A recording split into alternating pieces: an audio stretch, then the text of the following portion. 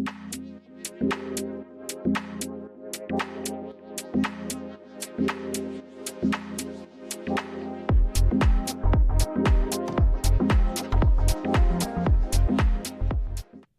everyone, and welcome to Season 2, Episode 1 of the Bold Business Breakdown. I'm your host, Sebastian Sanchez. And I'm also your host, Rebecca Nordquist. If this is your first time listening to us, we're both students here at NMSU. We're both marketing students, and we both work at the FinTech Lab powered by Newsenda Credit Union. That's right, Sebastian. And today we have a very exciting episode of our next season. Today we're bringing on my aunt, but she's not only my aunt, she's worked at a few companies that are exciting to talk about. One of them being something that you might be familiar with, which is Mattel. She worked there for 14 years.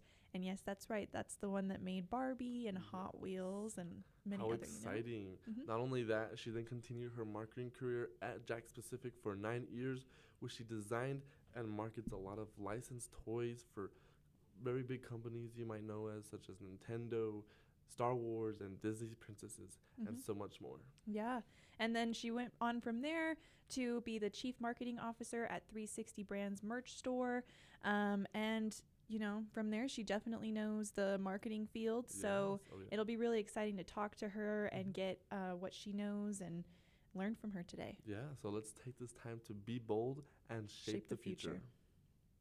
Am I the only one that ever thought, I don't know how to plan for this next stage of my life? Or how to be financially literate during the next stage of your life? Exactly, yeah. Well, you know, Newsenda Credit Union does have resources for that. Really? Yeah, on their website, they have financial well-being resources ranging for any age group, all the way from childhood to retirement. Wow, so any age group? Yes, so whether you're a parent who's trying to help educate their kids or teenagers on how to manage their money, or you're a young adult who's already trying to navigate the world on your own, or you're already an established adult who is trying to buy a house or start a family, or you're in retirement and you want to find out how to allocate your resources, there is always something for you wherever you are in your financial journey. Wow, that is amazing. I'm definitely going to use that now. If anyone watching is interested in Newsenda's resources, we'll link to the website down below. And without further ado, let's jump into our episode. Just for the audience, we're here with our guest, Jill Nordquist, who is my aunt, but we wanted to bring her on the podcast to tell us a little bit about what she does. And if you just want to start, how are you doing today? Yes. I know you told us, but just I'm for good. the audience. Good. Everything's good, getting ready for the holidays. Nice. How's the weather over there by chance? Oh, it's gorgeous. Perfect. Yep. Yeah, it's a nice time of year right now, probably not too pretty sunny. Yeah. So I guess, well, thank you for coming on and taking the time out of your day to come spend some time. Tell us a little bit about yourself. If you don't mind telling the audience a little bit about who you are and your background and just like what got you into doing what you did as your career. Okay, great. So I have spent the last 30 years in marketing. I've always been in consumer packaged goods, and I started in health and beauty doing hair care marketing, which was super fun because it's really fun when you have a product that you can actually use on yourself as opposed to, you know, something that you market to a different target audience. So I started in health and beauty and did that for a few years and then was recruited to go to Mattel. I spent 14 years at Mattel. I worked in Barbie marketing. I worked in entertainment marketing. And I also did some couple of years in licensing where I licensed the Barbie and Hot Wheels brands. So in different categories and non-toy categories. So that was super fun. And then from there, I was recruited to go to another toy company called Jakks. And Jakks is less known by its company name, but it's about 80% of the portfolio is licensed. So some of the major licenses were Disney Princess and some Star Wars properties and some Harry Potter properties, Nintendo, a whole bunch of different ones. And then from there, I was recruited to go to another company as their chief marketing officer and a company called 360 Group. And 360 is it's a combination of consumer electronics and wellness and some toy brands. And some of those brands that people would know would be like Sharper Image, FAO Schwartz, which is like the oldest toy store, and Vornado, which makes like fans and air purifiers and things like that. And then now I'm currently taking a short break. I've been taking the last few months off. I've been doing a bunch of traveling, and then in the new year, I will look for my next adventure. Nice. so Well, thank you. Yeah, thank you for introducing all of. yes. You have so many cool places Thank that you've you. worked in. I mean, you have so many so much brands. experience, so much years. I'm sure, like, I guess I gotta thank you for like a lot. I had a lot of toys as a kid, so I guess you're marketing them out, and then I guess thank you for like some of my childhood, some of the toys I had from Mattel or Jakks Pacific more specifically. Yeah, because I remember I was really into a lot of those kind of stuff. Yeah. Yeah. No, yeah, that's. And I know you'll probably find something super cool next. So yeah. Oh yeah. I don't even want to have to say probably good luck because I know you'll probably find something super Mhm. cool soon. But just going off of that, like I know that like we have our Barbie apparel and stuff, but there were so many other ones. But like, what was your approach to marketing such iconic products? And like, are there any takeaways that you got along the way from that? Oh yeah, definitely.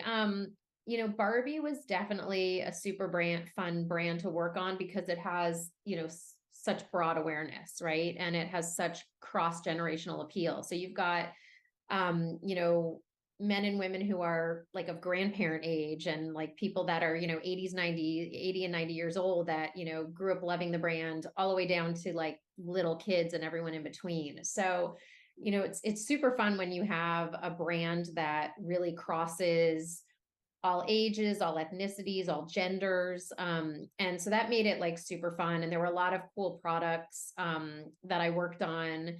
Some that, they're kind of funny and some that were really special and elegant. I think, one of the things that was really cool was seeing, the Barbie movie and seeing everything kind of materialized on the big screen and how they took, a toy brand and really turned it into a movie property. Yeah, we were gonna actually ask how you thought about the movie when it first came out. Were there any thoughts? Because you weren't there with the marketing of the movie, but did you have any like ideas of or like, whoa, that's cool, or anything that you saw that really stood out to you? For sure. There's a bunch of us that worked at Mattel like back in the day, right? And in fact, like my 5 closest friends are all friends that met working on Barbie. And for us, it was really interesting because there was so much talk at so many different points in time about the movie being made. So this wasn't just like a recent development. And for so many years, we thought it's never going to get made because the previous management was really nervous about how you portray Barbie on the big screen and then what that really means for the brand. And so I think there was a fear for a while about, what do we do? How do we do it? And a lot of us really thought this will never happen. And then over the last few years, there was a lot of talk about, okay, someone has the rights now, they've cast people, it's really going to happen. Mhm. And everyone was wondering, what's the storyline, what's going to be about. And as they started to release different trailers, which really didn't tell anything about the storyline whatsoever. I mean, it was really just a lot of, funny scenes and like great color and costumes and just very emotive. I think we all were getting really excited. And of course, I went to see it with my best friend and his husband. And my best friend and I, we met working on Barbie at Mattel back in what year was it? 2000, no, 2004, I think. I think 2004. And so we went to see it together. I also had an opportunity to go see it with a group of other people that I worked on Barbie with, like a larger group of people. And I think we all had the same reaction, which was we were so proud to have been part of the franchise. We were so proud at the way that the story was told and what it represented, because I think that for a long time, there were a lot of people who attacked Barbie for setting unrealistic goals for, body shape and appearance, and, seemingly being very like, white and blonde and all that. And those of us that worked on the brand really saw it so differently, because we saw it as this really powerful brand that could speak to anybody of any age, and again, of any gender and any ethnicity. And it was lovely to see that the way there wasn't just one Barbie. There was the lead Barbie in the movie, which is the iconic one, but then there were all of the Barbies and there were all of the Kens. And I think they did it in such an inclusive way. It was really, really beautiful. And I think all of us, we all talked about it a lot. And I'm sure, if you guys have seen it, you probably had conversations with your friends. And it was very much this feeling of pride, but also feeling that there were parts that made us laugh and parts that made us smile, but there were also parts that, made us sad or really kind of hit a nerve. And I just think it was like so powerful. I thought it was amazing. Yes. Yeah, No, no, it that's was really awesome. Like I think for me it's just crazy how a company can work together and kind of create like give value to like for in this case Barbie.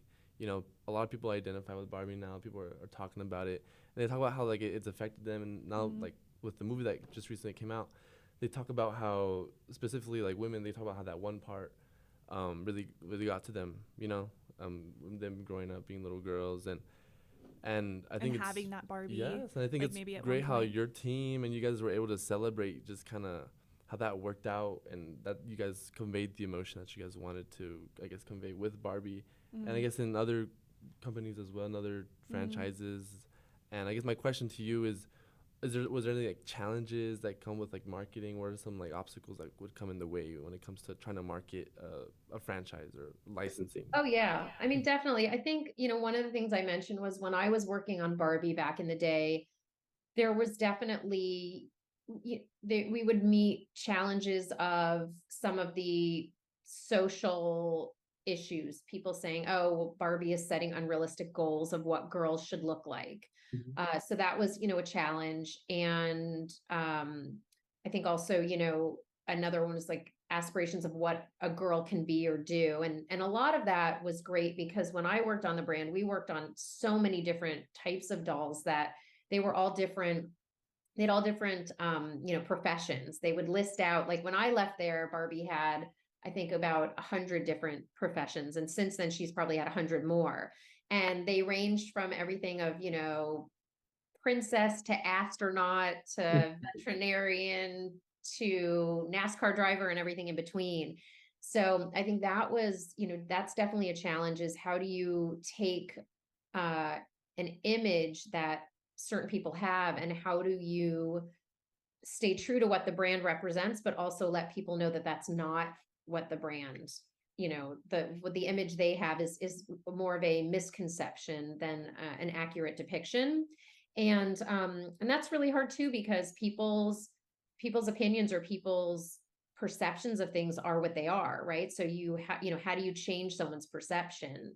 It's that, I'm sure you guys have encountered this and other things in life, right? It's the perception versus reality issue.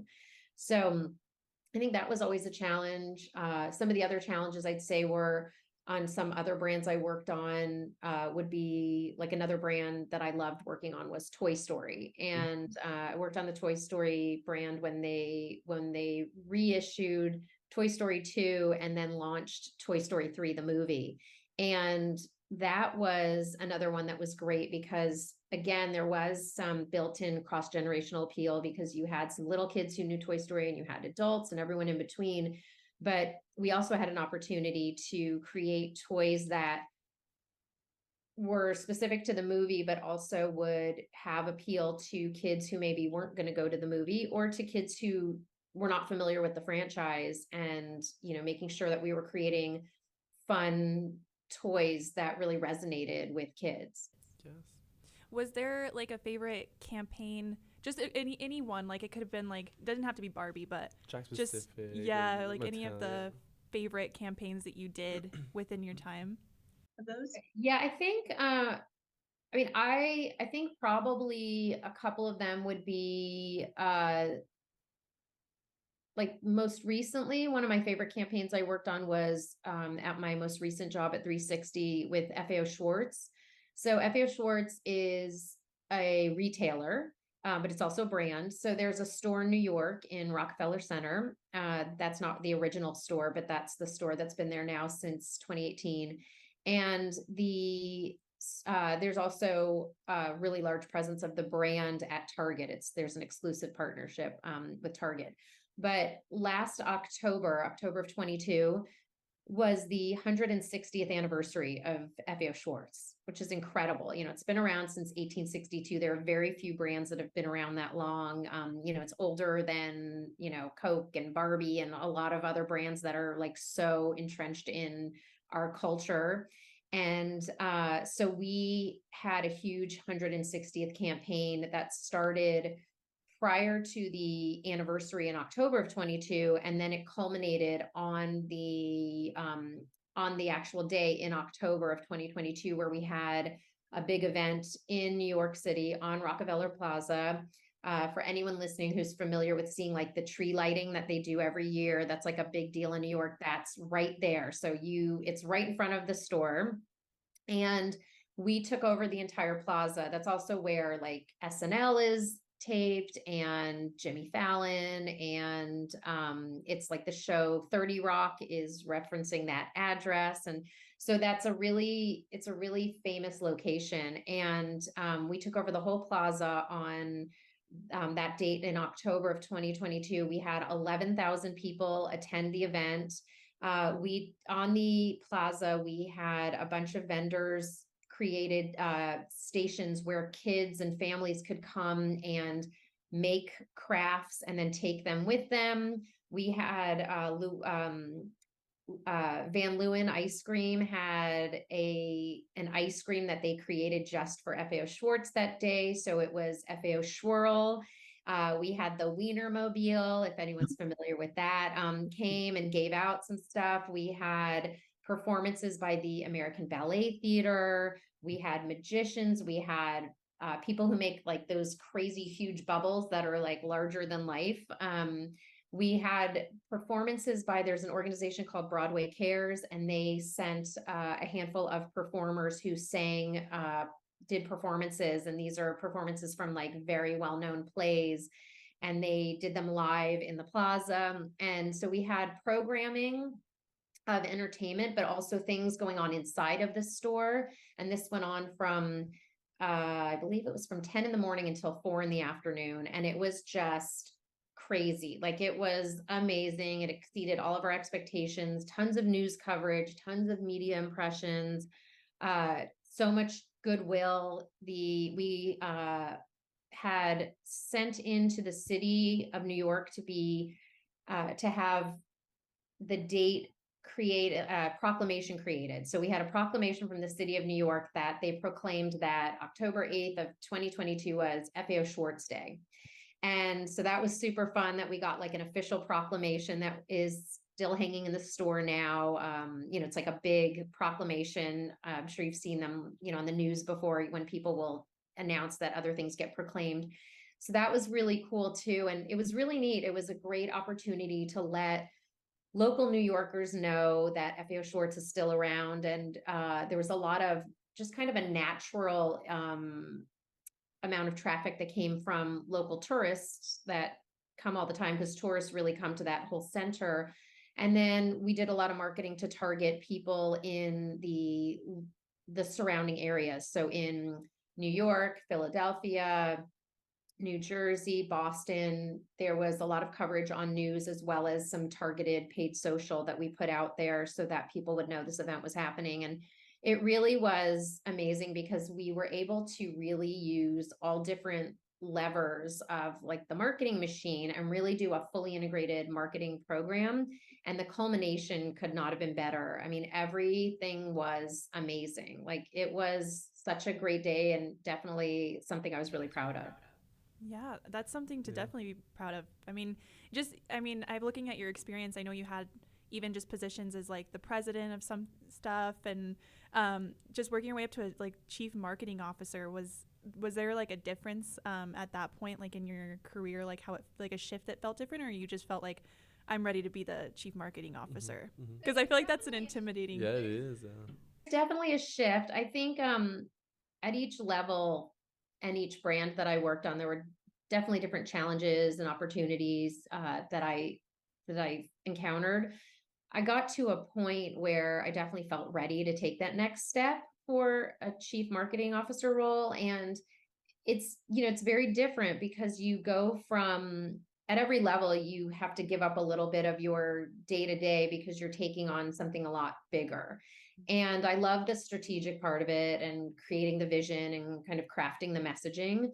But I'm also like one of those people that's not afraid to kind of roll up my sleeves and like dig in and kind of get my hands in there and get dirty. And sometimes when you're at that high of a level, you don't get involved in the minutia, and sometimes that's good and sometimes you kind of miss it. And I think one of the good things about my last position was that there were days where I had no involvement in the little stuff, and then there were other days where they really needed me and they pulled me in and I did get really involved. But I think overall, as you kind of rise up the corporate ladder, I think the day-to-day stuff really does shift a lot. And it's a shift that I think there are some people, and especially people that I know, colleagues, where there's some people I know that for them, a chief marketing role would really suit them well. And then I think there's other people who probably are happier being a little bit more entrenched in the day-to-day brand and not as much in the overarching stuff. And there's other, obviously, things that you deal with beyond just the marketing organizationally. I mean, I had to put together a whole marketing organization and identify roles and responsibilities and make sure there were job descriptions and making sure that, people knew what their roles were so that people weren't stepping on each other's toes. And, a lot of times in a typical corporate situation, you get that thing where everyone kind of dumps on marketing. Marketing will take care of it, or it's marketing's fault, or, and people kind of just, point to marketing on anything. And I think one of the big things I tried to do organizationally was try to create lanes and let people know based on the roles and responsibilities what really was marketing's role and what wasn't. Just one quick follow-up on that, though, because you did mention somewhere like how that like kind of brought to light your passion in marketing, and what kind of drew you to marketing to start with? Like what was so key? The aha moment of like, marketing's my thing. Yeah. So when I was in college, I studied English and comparative literary studies. I was not a business major. I was super into literature and education, women's studies. Those were the things that I focused on. And I was on a path I was starting a program to get my master's and PhD in English lit, and was going to be a college professor. That was kind of my goal. That was my focus. And that was the path. And the summer before I started the program, I did an internship in marketing. And part of my role within my internship was to help them come up with a brand name for, not just a brand name, to research the brand name and then to help determine a brand logo for a brand which is now called LA Looks, which has been around for a long time. It's hair gel, hair styling products. It used to be huge back in the day. And so as part of that, it was during the summer, and I went to places that people between the target audience age would be. So the target audience was 18 to 12 to 17-year-olds was one of the targets, and then 18 to 34-year-olds was the secondary target. So knowing who the target audiences were, and it was summer, I went to places where I thought that's where these people will be, all over LA, the beach, malls, shopping areas, and took with me inspiration boards that the team had put together for logos and branding, and just talked to people on the street and were like, hey, can I get your input? So super informal guerrilla marketing, like very down and dirty research.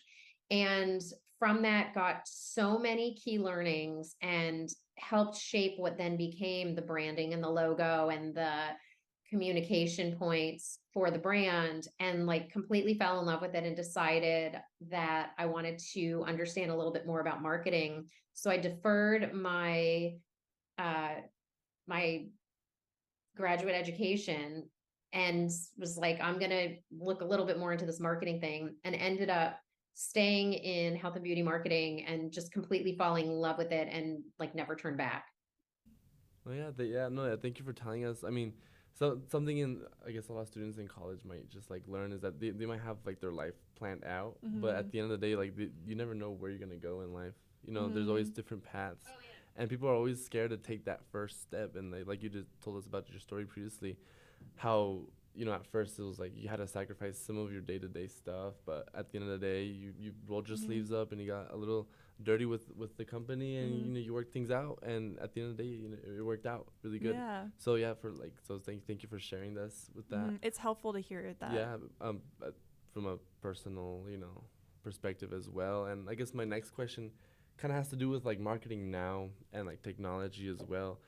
um and I guess it has to do with toys as well. How has like technology affected the way toy companies like Mattel, Jakks Pacific, etc.?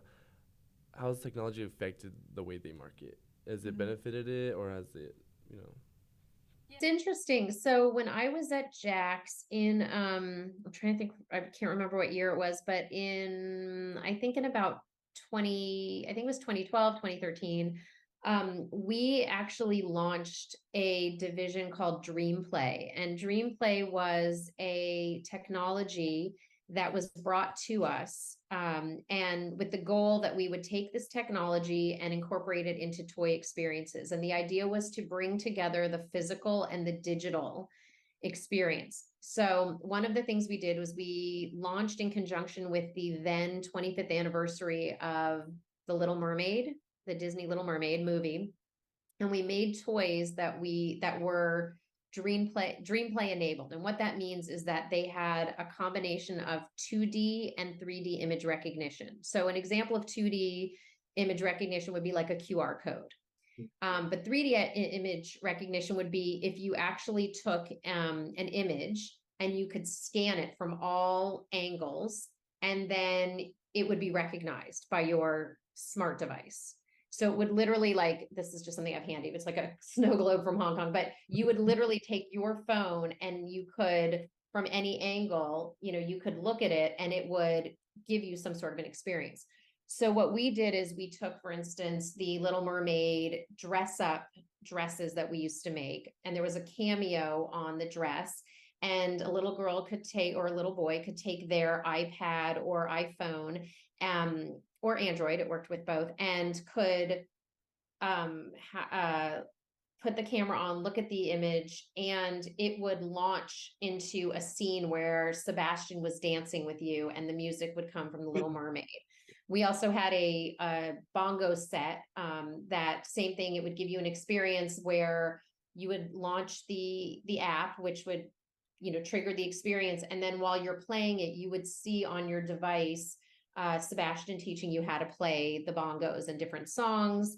And there were like 5 different items that we did that with. We had a smart kitchen, same sort of a thing. And it was fascinating because the goal was, how do we take, because kids were spending so much time in the digital world, how do we marry the physical and the digital? There were a lot of amazing learnings. I think the first learning was, initially people were really questioning, do young kids really have access to and or use smart devices? And at the time, which was in like 2012, 2013, there was a pretty high rate of ownership and usage, but nowhere near where it is now, right? The other piece we found was that for those people whose kids had access to smart devices, what they told us pretty clearly was, I'm okay with my kid having screen time and I'm okay with my kid playing with toys, but I don't want them combined. Like, it's kind of like they wanted to keep them separated. And so I think we were really ahead of our time with the concept. I think it was, I still talk to one of my best friends who worked on the brand with me, she and I talk about it now that we were definitely ahead of our time. It was a technology that was really cool. And I think if it was launched today, it would have been like way more successful than it was, because everybody has a smart device. I mean, it's, I think there's only, what is it, 14% of the population or 11% of the population who has no internet access. And then everybody else who has internet access has some sort of a smart device, whether it's Android or iOS. So I think that we had that hurdle, but then I think also that whole separation of the screen and everything else. And so I think that it was a cool concept, but it was definitely ahead of its time. And I think that's also a big part of marketing is, you find things and then you discover that a lot of it is right place, right time. I guess going off what we were just talking about, your interactive toys and like the way you guys kind of shifted the marketing so kids can use both their iPad and their toys as well. Really, like you said, ahead of your time. Like you said, ahead of the time. If it was released today, it probably would have been more successful. I think it would have been more successful for sure, because I mean, technology is even more accepted. I think it was that 2012 you said. So that was kind of, I think it was 2012, 2013. Like I think 2012 is when we started, and I'm pretty sure it launched in 2013. But yeah, it was definitely ahead of its time. I think now it would have been more successful, but I also think that there still is a little bit of that sentiment among parents about trying to separate screen time from playtime. So I don't think it would have been like a slam dunk or anything today, but it certainly would have been easier. Yeah. Well, I mean, like, especially just with like children's toys and stuff, since you worked in that industry at that time and technology was just on the rise, like, and from there it just took off and it's still going. So it is interesting to see how that affects like what you're marketing, especially if you're marketing children's products, and how parents feel about it, and like how to market to the parents, but also to the kids as well. So yeah, that's, I think a big part of that is like just education. I think parents would like a toy where their kids would be learning something at the same time. So I've seen like quite a bit of toys where they would come with like you get the toy, but then you can scan the QR code, create an account, and play with the toy online or something like that. Yeah. I guess my question regarding, you mentioned guerrilla like marketing as well. I guess when it comes to like city size and whatnot, when it comes to guerrilla marketing, it's a really like creative form of marketing, I would consider. I guess what are your takes on guerrilla marketing? What's something maybe like even like us marketing students, what can we do to kind of expand our brand, I guess, FinTech Lab? Yeah, I think there's, I think the key thing with marketing is you have to understand first and foremost, like, who is your audience? And once you understand who your audience is, then you have to figure out, how do you communicate to them and what behaviors really resonate with them? So, it's kind of like you have, people always say like, know your audience, right? But it's also be where they are or be where they might be. I think, like if you were trying to spread the word about your podcast, obviously people who are interested in business would be interested in it. So you need to go to places where students who are taking business courses would be, right? I think also there's a lot to be said for, if you have things that are branded that are, whether it's like stickers, that people can put on water bottles, right? Because everyone carries a water bottle around, right? Like I'm sure everybody on campus has, a Stanley or a Hydro Flask or something, right?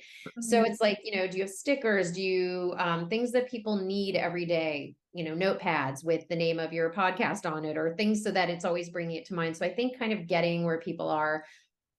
We also, when I was in college, I was the head of a residential women's center. So it was just called the Women's Center. It was at Occidental College.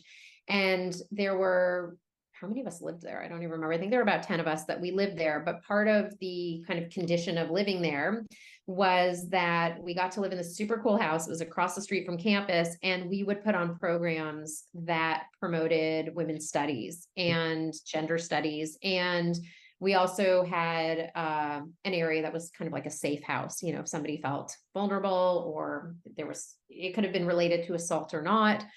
But one of the things we did is when we would bring speakers to campus, and we would make, posters, we would put up small posters, like 8.5 by 11.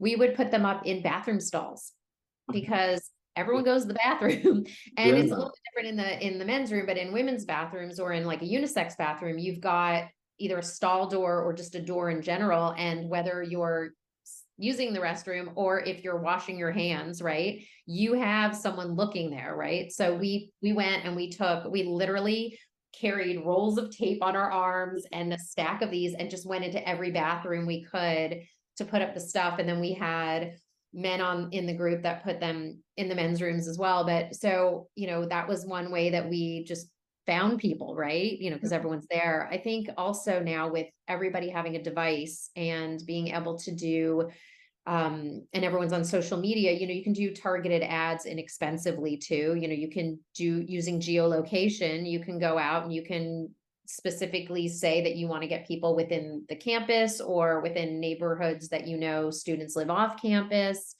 I think also like if there's on your campus, if you're partnering with I don't know what the campus is like, so forgive me, but I assume there's a Starbucks or some sort of a coffee shop, right?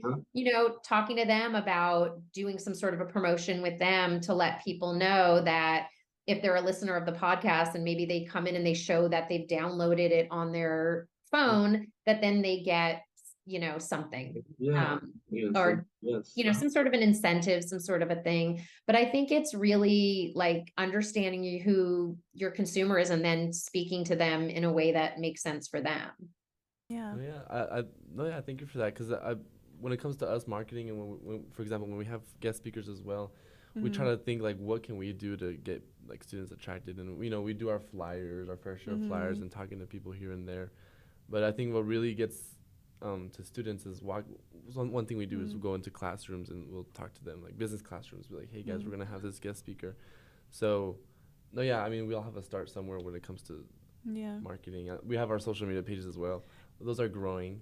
So because you're competing with a million other people and messages. But sometimes the best, I think sometimes the best is kind of getting people in your own backyard. And I think the things you're doing, it sounds like, going into classrooms and letting people know that this is happening. I think that's a great step. And, trying to encourage, any sort of word of mouth, even doing something where if you get somebody to encourage people to sign up, and if you reach a certain goal, a number of listeners or subscribers, maybe you can, give out something to those people that helped you recruit those. You create ambassadors for your for your podcast.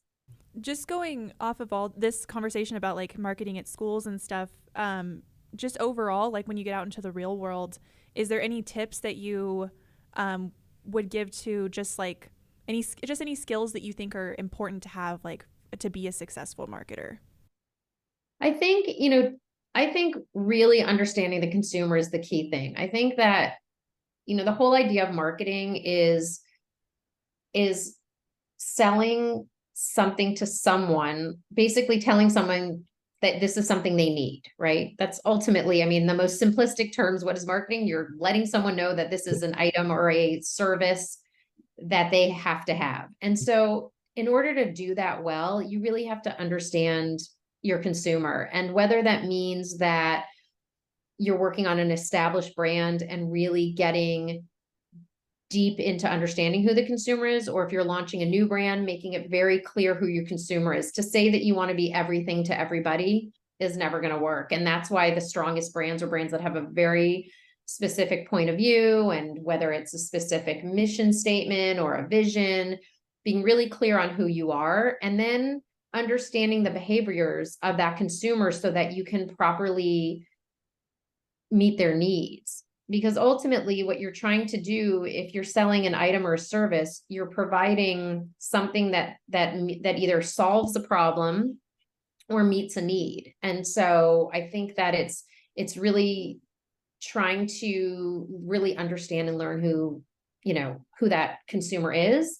I'd also say, a lot of it is, there's so many different facets to marketing. So it's really a blend of being a strategic thinker, being a creative thinker, being comfortable with, you know, you don't have to be like great at math, but being comfortable looking at analytics to understand, because, you know, anything you do means nothing if you're not going to analyze the data.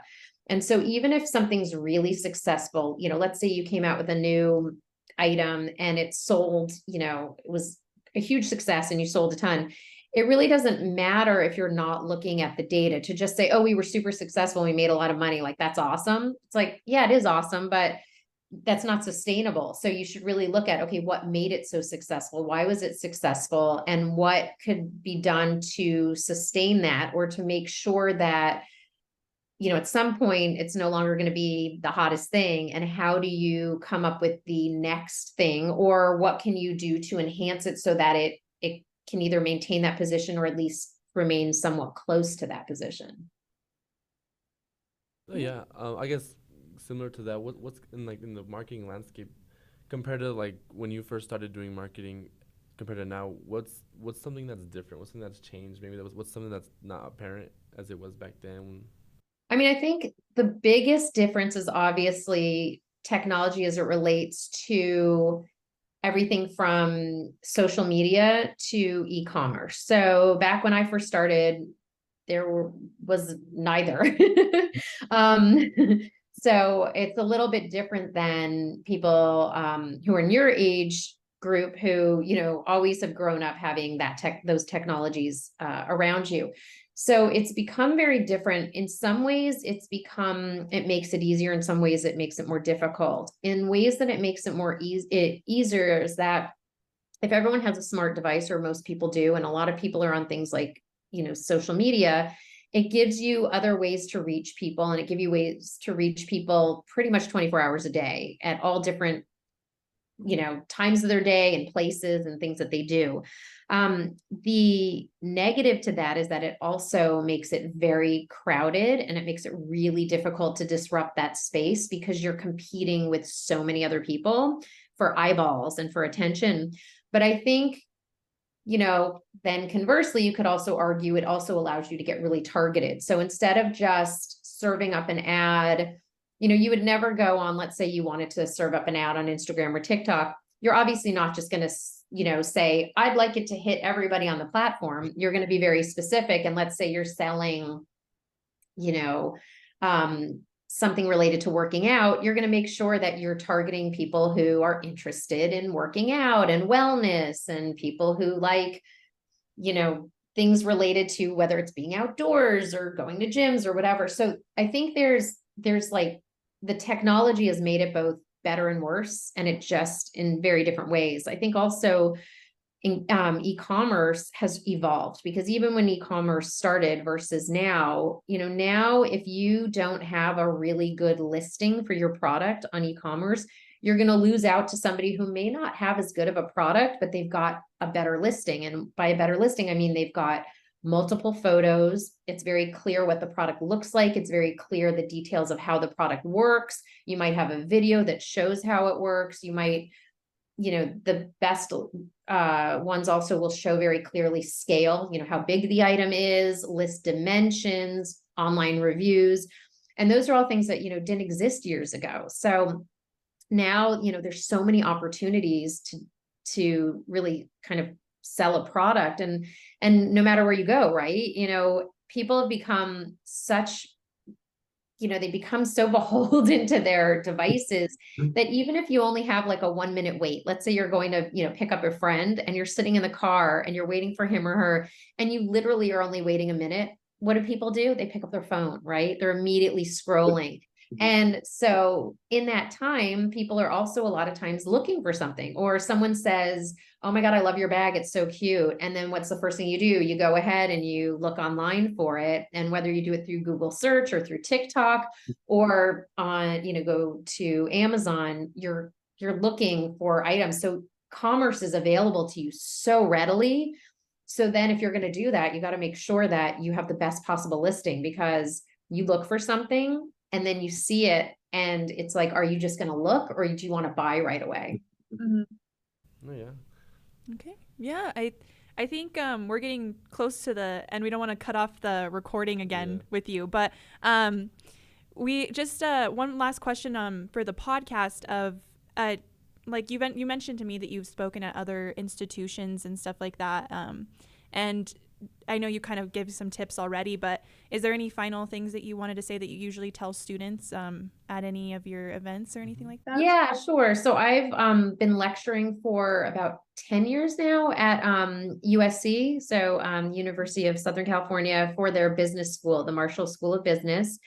And people always ask me that question at the end of every presentation I give, what can they do, or how can they, break into marketing, or do I have any advice? I think the biggest bit of advice I have is really about networking. It's about, never being afraid to networking with people. If there's somebody that comes to campus that, you think is interesting, they come to lecture, and you're interested in either them personally because of their career or the company that they're representing, do whatever you can to meet people and to talk to them and to network. Also, networking with people that you don't know anything about and trying to understand their careers or their company. I think that's such a key thing. And I think really helping people, I think that wherever you can over the course of my career, I can't even tell you how many people I've connected with other people or helped recommend for jobs, or heard about a job and connected somebody else that I thought was a good fit for it. And I think a lot of it is just having a kind of a, casting a wide net, and not doing network in like a sleazy way, but really in a genuine way where you genuinely are interested in understanding other people's journeys in business and how they got where they are, or understanding interesting things they've done or campaigns that they've launched. Just, I think it's really, putting yourself out there and I think a lot of that is it's like doing your homework and doing your research. Yeah. That's really good information. Thank you for sharing that. Mm-hmm. A lot of the things you said today were really super helpful. I could apply it to myself, and I'm pretty sure students in our audience are watching, even professors watching, they could, take into what you said and really use it. Yeah. Mm-hmm.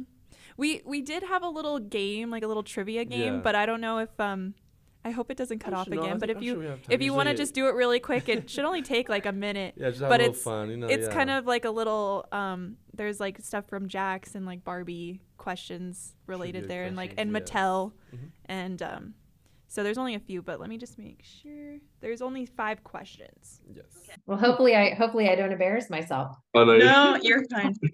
Sometimes when I'm asked a question on the spot as well, I'll forget. Yeah, I should know too. We actually found these on. We think it's interesting sometimes to play with ChatGPT and just see what it generates for us, and just some weird stuff that it comes up with. So I don't even know if these are you might be right and we might be wrong. Yes. So we'll see. We'll find out. We'll find out. Yeah, we can do a little fact checking too. But the first question is when Barbie was first introduced, what was her first career? Oh, she was the teenage fashion model. Oh, yeah, that's correct. That was correct. All right, so for second question, what is the name of the Jakks Pacific toy line that allows kids to create and customize their own jewelry using colorful beads and accessories? Oh, I don't know. You might have not been there maybe at this time. Maybe you were still at Barbie, because it's Shimmer and Sparkle. I don't know if I don't know. I don't remember that, so I don't know if it was there. I don't think it was around when I was there. Okay, yeah, because I looked at your LinkedIn history, and I think you started in 2012, so that might have been after. Yeah, but before. So, and then the third one is, which popular toy line was first launched in 1968, featuring miniature cars with distinct designs? Hot Wheels, of course. Yes. Okay, so for the fourth question, when was Mattel founded? So Mattel was founded. Oh, that's a good question, because Barbie was 1959. But it was around before that. It was, okay. Oh my gosh, I should know this. Now I can't remember. I don't know. It is before. Yeah, it is before. You're right. It was no, you're fine. It's 1945. 45. 45, yes. And then then Rebecca, you get this last question. what is the name of Mattel's fashion line dolls aimed at a slightly older audience than Barbie, first introduced in 2001? Oh, so that was probably My Scene. Yes. Yes, Uh-huh. yeah. My Scene, I remember I worked on My Scene for a little while. I worked on the international My Scene, not on the domestic launch, but yeah, I remember it. No, that's really cool. Yeah. I think I kind of like when I looked up My Scene, I was like, these kind of look familiar, but when it generated that question, I was like, My Scene. I My don't know Scene, if I like yeah. remember that by name, but I'm glad you remembered that. That's Yeah, cool. that's So really cool. thank you. But yeah, those are all of our questions. And is there anything else that you want to add or anything before we end the episode? Actually, I have one more last question. Oh, you want to add? Yeah. So I guess when you were growing up, what was a toy that you're really fond of? What's a toy that you had as a kid, maybe? So I was a very like outdoorsy kid. I'm the youngest of 4 kids, and we were very much like play outside kids and into sports and, you know, like playing like in the neighborhood with a bunch of kids and not coming home until like, you know, the street lights came on kind of a thing. But when I played with physical toys like inside, I liked die cast. So I was into like Hot Wheels and Matchbox. I was not a doll kid at all. So when I worked on Barbie, it was a bit of a surprise. When I first told my family that I was recruited to go to Mattel and that I was accepting a position, they all thought I was going to work on Hot Wheels. And when I told them Barbie, it was like kind of a big surprise because I was not a doll girl at all. I later became one, you know, working on the brand. And then I was also really into anything kind of like arts and craftsy. You know, I'm like a terrible artist, but I love to like doodle, and I loved markers and, you know, like all that kind of stuff. Yeah, we were actually going to ask too about if you had a Barbie or anything when you were before you worked there, if there were any Barbies that you had or anything, but No, but you know, when I worked there, they did make me my own Barbie during my 10th anniversary. And it's sitting here in my office, but it's across the room. But it was made for me to celebrate my 10th anniversary with the company. And it's like supposed to, you know, embody me. It's pretty funny. Aw, That's sweet of them. That's cool. Yeah. yeah, it's cool that you still have it too in your office. gosh, Yeah. Look at it every day. Like, what do you think? What do you think? Yeah. But yeah, so is there anything else that you want to add or anything that we didn't cover today or I think the biggest thing is that if anyone is truly interested in marketing, I would say, you know, look for all different types of experiences and opportunities. And I think that, you're not getting married, right? So go out there and look for interesting jobs, and whether it's an internship or a full-time position, try different things and see what works. I think, marketing is such a broad term. There's lots of types of marketing. There's, brand and product marketing.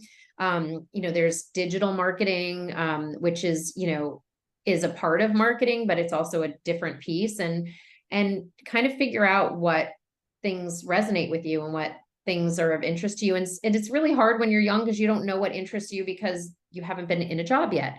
And for that, I'd say, try different things out and see, what things are really things that really fit what you find interesting. Yeah, thank you for that. Thank you for coming on, and thank you for giving us your time. Yeah, and we learned a lot from this, and I'm sure other students will benefit as well. Mm-hmm. And we hope that this information helps you be bold and shape the future. Thank you. Okay.